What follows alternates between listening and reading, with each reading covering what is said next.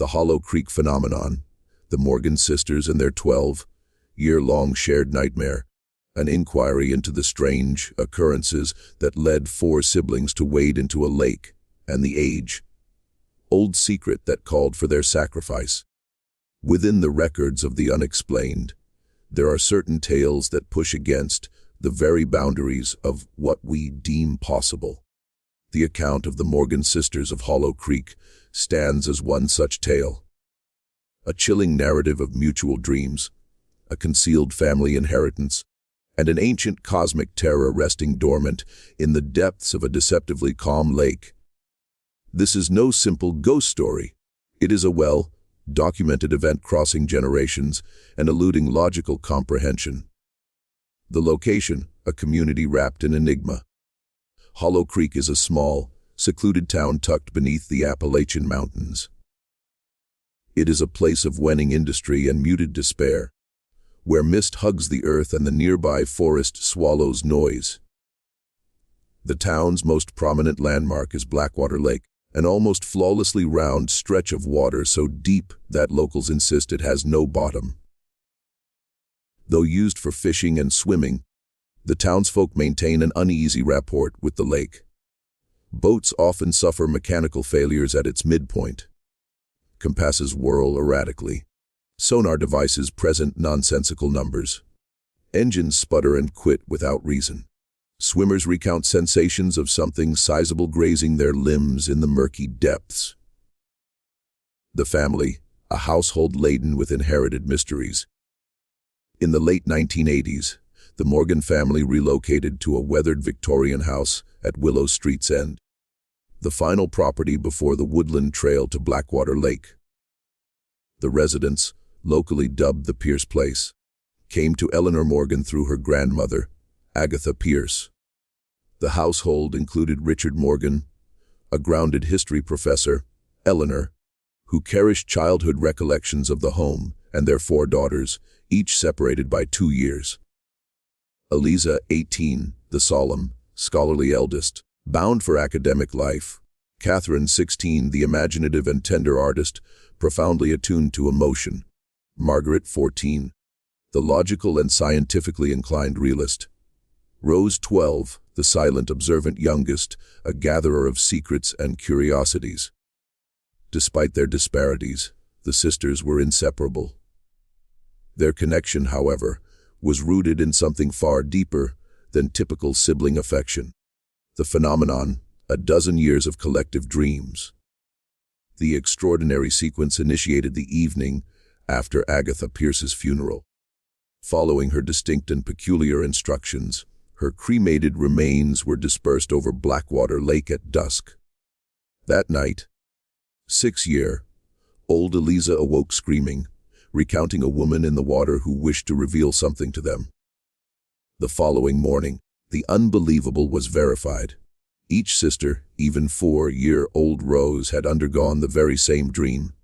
Night after night, the dreams persisted without interruption. In them, the 4 sisters would stand on the shore of the dreamlike Blackwater Lake.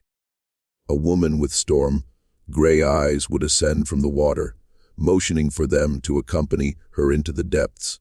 The sole adult who treated this with rigorous scholarly attention was the girl's uncle, James, an anthropologist.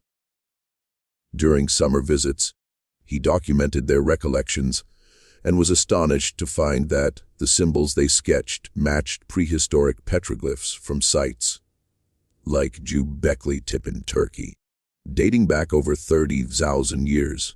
His investigations, paired with secrets gleaned from Agatha years earlier, exposed the horrifying reality.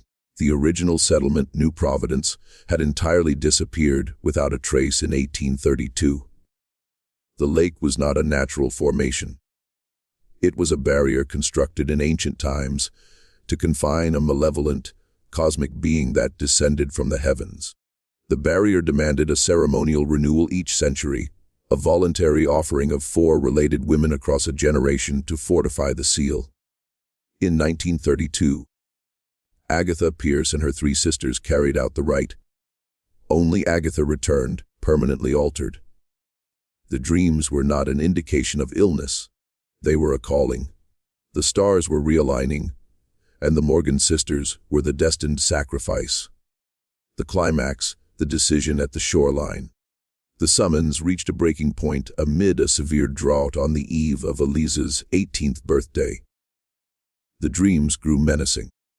The sisters woke with physical bruises in the shape of handprints. The lady in the lake, whose face now oscillated between Agatha's and their own, was no longer inviting but cautioning. The seal is fracturing. On that critical night, the sisters crept from their home and made their way to the lake. Their parents and Uncle James pursued, arriving just in time to witness the lake roiling. It spiraled downward to expose a colossal structure glowing with blue light. The lady emerged, walking atop the water, and presented an ultimatum. Either willingly reinforce the seal with their blood or watch the entity surface and consume everything. Confronted with the unthinkable, the sisters reached their decision. Clasping hands, they advanced into the water. As it rose to their shoulders, they called back a final plea. Remember us, tell our story. Then they submerged together and disappeared. Instantly, the lake grew calm. The entity withdrew. The drought broke with torrential downpours the following day. No remains were ever recovered. The aftermath, custodians of a concealed reality. The official narrative was a tragic drowning mishap. But Richard, equipped with Agatha's hidden journals, uncovered the full scope of the cycle. He and Eleanor became the guardians of the dreadful truth, forever mourning yet proud. A year later, Eleanor began having dreams of her own. She perceived her daughters transformed, not deceased, but elevated, sentinels of the deep, residing in an expansive underwater metropolis. Their consciousness expanded with ancient wisdom. They were united. They had meaning, and they were serene. The tale does not conclude there. The seal is not everlasting. The cycle will recur. In a final poignant turn, Eleanor discovered she was pregnant with a daughter. The first of the next quartet of sisters, who will be summoned a century from now. The family's sacred, fearsome obligation endures, a witness to the fact that certain debts to the unknown must be settled across generations. The Morgan sisters of Hollow Creek are forever woven into the town's legend. On quiet nights, some claim to catch faint laughter drifting over the water, but beneath the dark, mirror-like surface, something ancient lingers, watched over by four sisters who dream together for all eternity.